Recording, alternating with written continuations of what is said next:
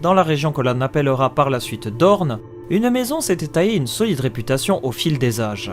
Réputée comme étant très ancienne, la famille Dane tire son origine de l'âge des héros, là où toutes les grandes familles ont vu des héros graver leur nom dans les légendes. La maison Dane est également réputée comme étant détentrice d'une mystérieuse et légendaire épée nommée Hob. Après l'impact du météore, le héros Dane prit la pierre et fit forger une épée à partir de cette mystérieuse pierre. Hob avait la particularité d'être une épée élégante, aussi tranchante que l'acier valyrien et d'une couleur blanc laiteuse. Arme redoutable maniée par la famille Dane, tout le monde connaît l'épée Hob et son prestige à Westeros. C'est dire l'importance de cette épée. Le plus troublant pour cette épée est son statut quasi magique. Certains lui confèrent des propriétés surnaturelles, amplifiant les capacités de combat de son propriétaire, tandis que d'autres affirment que ce n'est qu'une belle épée rendue magique par celui qui la manie. Parmi les légendes les plus anciennes et incroyables, on retrouve celle du prince qui fut promis, appelé aussi Azor Ahai. Ce guerrier légendaire aurait, autour de l'année 8000 avant la conquête, combattu les ténèbres selon des écrits retrouvés à Asshai. Il y est écrit « Il viendra un jour après un long été où les étoiles saigneront et le souffle froid des ténèbres s'abattra sur le monde. Dans cette heure sombre, un guerrier forgera à travers le feu une épée en flammes. Cette épée sera Illumination, l'épée rouge des héros empoignée par Azor Ahai.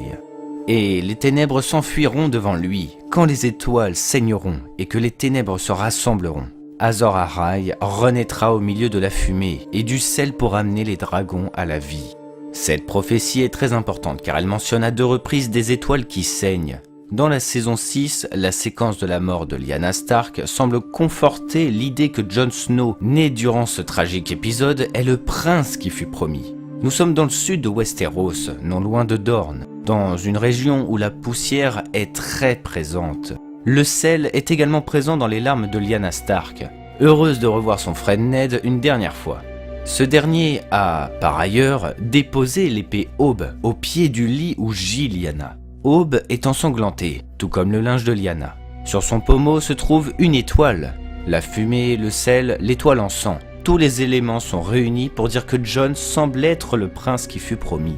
De plus, dans les livres, Mélisandre a une vision et fait part de ce qu'elle a vu. Je cite « J'ai prié pour une vision d'Azor Ahai, et R'hllor m'a seulement montré de la neige. » Encore un élément, car comme vous le savez, la neige se dit Snow en anglais, et semble faire directement allusion à Jon Snow évidemment.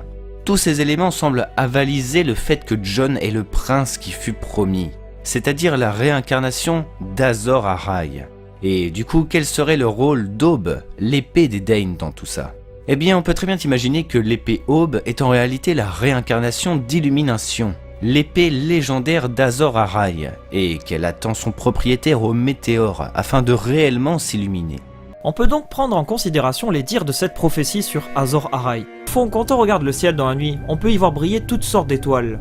Est-ce que Hob, épée forgée à partir d'une étoile, sera cette étoile qui illuminera de nouveau le ciel de Westeros et fera définitivement éteindre la longue nuit? Je vous laisse débattre de tout ça.